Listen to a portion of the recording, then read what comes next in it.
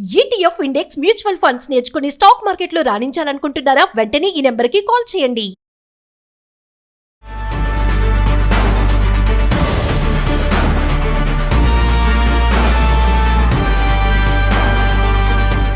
Suman TV ప్రేక్షకులకు నమస్కారం. నేను మీ అనలిస్టు మందరి కృష్ణారెడ్డిని మాట్లాడుతున్నాను. భారతదేశంలో బంగారం, వెండి ధరలు బాగా పడిపోతున్నాయా? ఈ వార్త చెప్పింది ఎవరు? ఈ పరిస్థితులు కల్పించింది ఎవరు అని ఆలోచిస్తే అమెరికా ఫెడరల్ రిజర్వ్ బ్యాంక్ ఏదైతే ఉందో, అంటే మనకు RBI reserve bank of India ఉన్నట్టుగానే అమెరికాలో ఫెడరల్ రిజర్వ్ బ్యాంక్ ఏదైతే ఉందో దానికి చైర్మన్గా పనిచేస్తున్నటువంటి కెవిన్ వార్ష్ అనేటువంటి మహానుభావుడు జూలై 29వ తారీఖు నాడు, జూలై 28, 29 2 రోజులు సమావేశం జరిగింది ఆ ఫెడరల్ బ్యాంక్ సంబంధించిన సమావేశంలో. దాంట్లో తీసుకున్న నిర్ణయాలని జూలై 29 రాత్రి అర్ధరాత్రి కెవిన్ వార్ష్ ప్రపంచానికి సోషల్ మీడియా ద్వారా తెలియజేశాడు. ఏమని చెప్పాడు అంటే, మేము ఫెడరల్ బ్యాంకు వడ్డీ రేట్లు ఏవైతే ఉన్నాయో వీటిని మార్చబోవడం లేదు, వీటిని తగ్గించబోవటం లేదు, పెంచబోవడం లేదు కూడా, ప్రజెంట్గా ఇదే రేట్లలో ఉంచుతాం అని చెప్పాడు. మరి అదే రేట్లో ఉన్నప్పుడు మరి బంగారం, వెండి రేటు కూడా అదే రేటు ఉండాలి కదా, ఎందుకు పడిపోతాయి అని ఆలోచించినప్పుడు రిజర్వ్ బ్యాంకు వడ్డీ రేట్లు పెరిగితే ప్రజలంతా ఏం చేస్తారంటే ఎక్కువ మంది గవర్నమెంట్ సంబంధించిన బాండ్లలో పెట్టుకుంటారు, బాండ్స్ రూపంలో పెట్టుకుంటారు. ఎందుకంటే అది చాలా సేఫ్ అయిన ప్లేసు, దాని నుంచి వాళ్ళకు వచ్చేటువంటి వడ్డీ కూడా చాలా సేఫ్గా 100% పర్ఫెక్ట్గా వస్తుంది, ఎక్కడ నష్టం లేకుండా జరుగుతుంది. ఎప్పుడైతే ప్రజలంతా కూడా గోల్డ్ కొనడం మానేసేసి ఎక్కువ భాగం తమ డబ్బునంతా కూడా బ్యాంకులు నిల్వ చేసుకోవడం ప్రయత్నం చేస్తారో, అంటే ఫారిన్ ఇన్వెస్టర్స్ ఎవరైతే ఉన్నారో, డాలర్ రూపంలో చేసేటువంటి వాళ్ళు ఉన్నారో, వాళ్ళకు సంబంధించిన విషయం ఇది. వాళ్ళు కోట్ల రూపాయలు అక్కడ దాచుకునే ప్రయత్నం చేస్తారు, అకౌంట్లలో దాచుకునే ప్రయత్నం చేస్తారు. అప్పుడు ఏమవుతుందంటే మార్కెట్లో బంగారం విలువ ఇంకా పడిపోతుంది, బాగా పడిపోయే అవకాశం ఉంది. ఒకవేళ తగ్గిస్తే ఏమవుతుందంటే, అక్కడ తగ్గితే ఆటోమేటిక్గా గోల్డ్ రేట్ పెరుగుతుంది, ఎక్కువ మంది కొనుక్కునే ప్రయత్నం చేస్తారు. ఎందుకంటే ఎప్పుడైతే వడ్డీ రేట్లు తగ్గిపోయాయో అప్పుడు బ్యాంకు లోపల బాండ్ రూపంలో పెట్టేటి వాళ్ళు తగ్గిపోతారు. వాళ్ళు తమ డబ్బును ఏం చేయాలనుకున్నప్పుడు ఆల్టర్నేటివ్ కనబడింది, బంగారం సేఫెస్ట్ ఇన్వెస్ట్మెంట్ కింద కనబడుతుంది కాబట్టి బంగారం కొనే ప్రయత్నం చేస్తారు. ఇది సహజంగా జరిగే విషయం. మరి ఇప్పుడు అలా బంగారాన్ని సహజంగా కొనే పరిస్థితిలో ఉండేప్పటి నుంచి మరి మనకు ఫెడరల్ బ్యాంకు తీసుకున్న నిర్ణయం ప్రకారంగా వడ్డీ రేట్లు పెరగడం లేదు.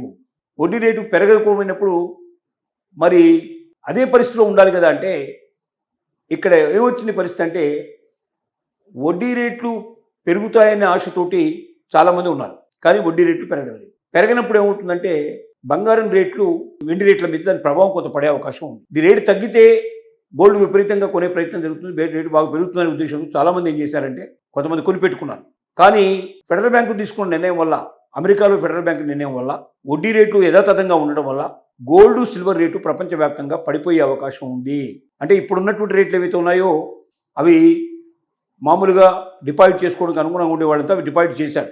వడ్డీ రేట్లు తగ్గితే చాలామంది బ్యాంకుల నుంచి డబ్బు తీసేసి కోట్ల డబ్బులతోటి వాళ్ళు గోల్డ్ కొనే అవకాశం ఉండేది. అప్పుడు వాళ్ళు గోల్డ్ ఎక్కువ కొనడం వల్ల గోల్డ్ లోపల, మార్కెట్ లోపల గోల్డ్ రేటు విపరీతంగా పెరిగిపోయే అవకాశం ఉంది. కానీ ఎప్పుడైతే వడ్డీ రేటు యథాతథంగా ఉంచాడో వాళ్ళెవరు కూడా బయటకు వచ్చి గోల్డ్ మీద ఇన్వెస్ట్ చేయడానికి సిద్ధపడలేదు. గోల్డ్ మీద ఇన్వెస్ట్ చేయడానికి ఎప్పుడైతే సిద్ధపడరో అప్పుడు గోల్డ్ రేట్ ఆటోమేటిక్గా పడిపోయే అవకాశాలు ఏర్పడతాయి. ఇప్పుడు ప్రపంచ మార్కెట్లో పరిస్థితి అదే. కానీ అది ఒక కారణం మాత్రమే. అంటే అమెరికా ఫెడరల్ రేటు తగ్గడం వల్ల గోల్డ్ రేటు పెరిగే అవకాశం, ఫెడరల్ రేటు పెరగడం వల్ల గోల్డ్ రేటు తగ్గే అవకాశం, యథాతథంగా ఉన్న కూడా గోల్డ్ రేటు తగ్గే అవకాశాలు ఉన్నాయనేది ఒక వాస్తవం. కానీ 100% దాని మీదనే ఆధారపడి ఉండదు.